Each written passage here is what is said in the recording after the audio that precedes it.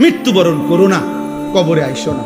কবরে আসবার আগে একবার না 50 বার, 50 বার না 500 বার মিলাইয়া আসো যে আল্লাহর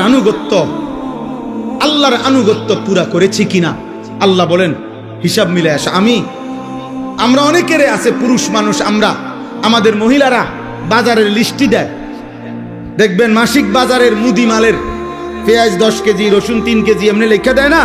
তাহলে আমাদের নিয়ম কি? আমরা যে কোনো পুরুষ, আমরা যারা বাজার করি এরকম লিস্টি চাইয়া, তো আমরা বাজারে থাকতে বারবারই একটু পর পর আমি যেটা করি যে আমার এই লিস্টি দিলে আমি মাল কিনি, এদিক দিয়ে দাগ দেই, দিয়া আবার দেখি কোনোটা বাদ আছে কিনা, শ্রোতা এটার লগে মিলাইয়া তারপরে খরচ শেষ করি।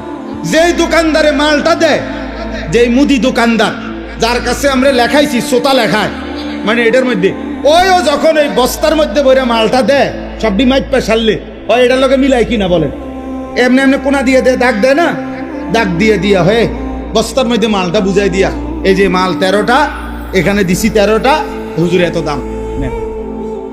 তাহলে আল্লাহ তাআলা বলেন ওয়ালা তামুতুন্না ইল্লা ওয়া আনতুম মুসলিমুন। আমার বান্দা, আমার আনুগত্য, আমার ইবাদত, আমার হুকুম দুনিয়ায় থাকতে মরার আগে মিলাইয়া আইসো, মিলাইয়া ডাক দিয়ে দিয়া মিলাইয়া আইসো, মিলাইয়া কবরে আইসো, নাই তো 1 সেকেন্ডে কবরে টিকতে পারতাম। এই জন্য যে আমি সব সময় বলি, চাচা মিয়া গপ মারে সাদুয়ানে বইয়া আল্লাহর রহমতে 3 ফুট বিদেশ পাঠাইয়া জীবন বিয়া দিয়া লাইছি গদ্দুয়ার কইরা মাশাআল্লাহ।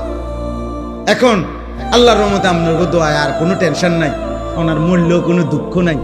না, আপনি মরেন আল্লাহর রহমতে, আপনি খুব দ্রুত সময় মরিয়া যান চাচা, আপনি মরিয়া না দেখবেন দুঃখ কাকে বলে।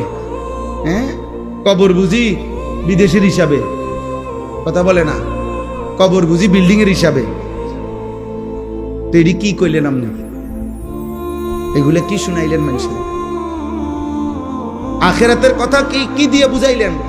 বিল্ডিং দিয়া? নাউজুবিল্লাহ। আল্লাহ আমাদেরকে হেফাজত করেন। সবার বিবেক একসাথে নড়ে না, কিছু মানুষের বিবেক মরে যায়, কিছু নাফরমান আল্লাহর নাফরমানি করতে করতে কলিজা বন্ধ হয়ে যায়। খোদার কসম, এটা কোরআনে আল্লাহ বলছে।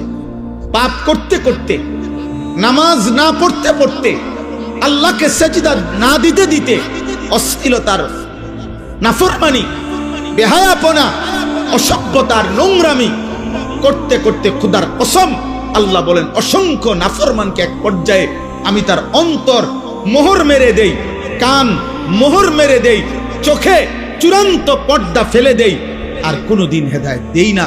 একদিন আমার ফেরেশতা দিয়া লাথি দিয়া জাহান্নামেই ফেলে দিই। হ্যাঁ,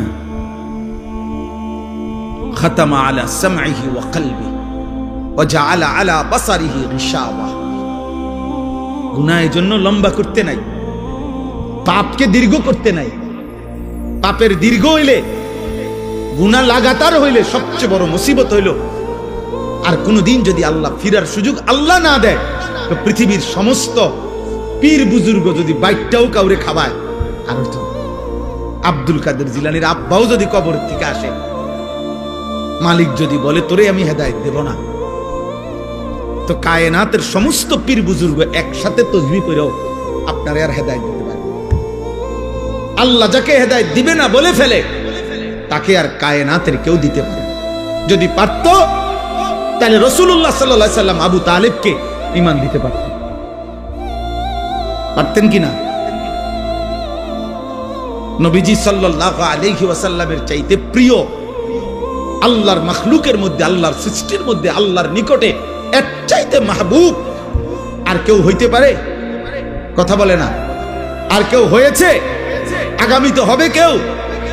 সেই তিনি চোখের পানি ফেলে কাঁদতেছে, চোখের পানি ফেলে কাঁদতেছেন। আল্লাহ তাআলা বলছে না বন্ধু, কাঁদবেন ঠিক আছে, কিন্তু আপনার চাচা আবু তালেবকে আমি ঈমান দেব।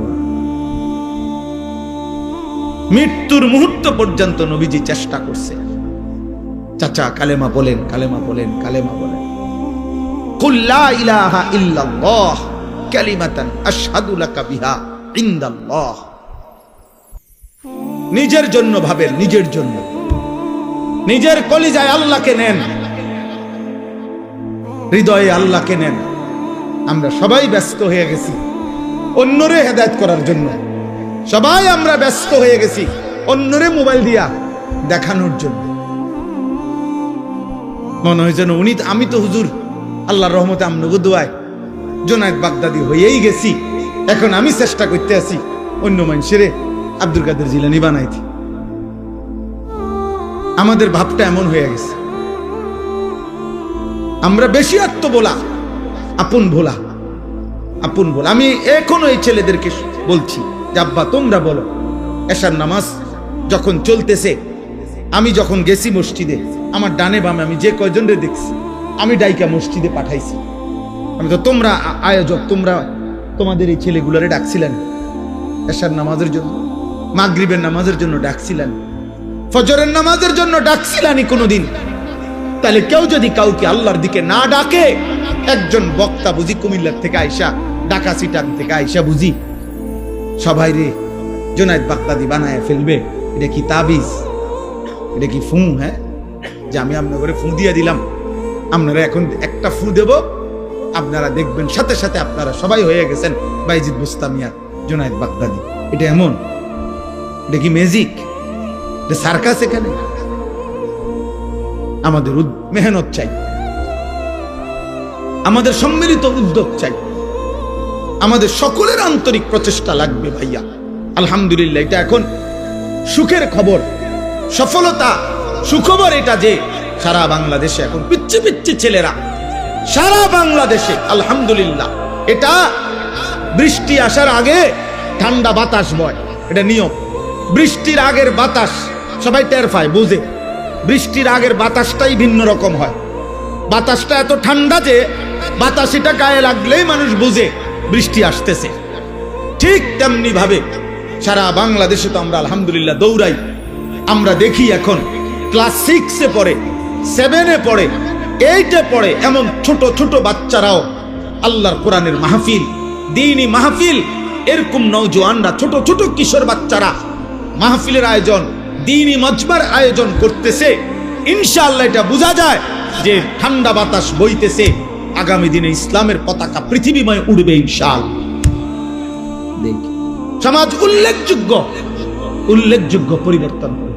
আমি বললাম একদিন পৃথিবীতে ইসলামের যখন চূড়ান্ত বিজয় ছিল, তখন দুষ্ট চরিত্রের মানুষকে মানুষ অবজ্ঞার দৃষ্টিতে দেখত। আজ যখন গুনার মাত্রা বেড়ে গেছে, তখন আপনাদের চোখে হুজুর আর মোল্লা এখন আপনাদের কাছে দুর্বল মনে হয়।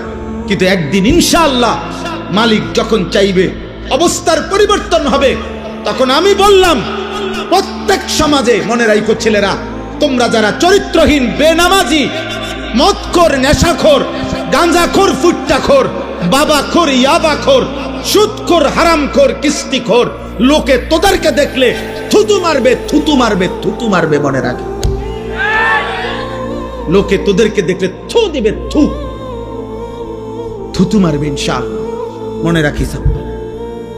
আমি বললাম, বলবে ওই দেখ হারামখোর, বলবে ওই দেখ সুদখোর, বলবে ওই দেখ ফুট্টাখোর, বাবাখোর, দেখ।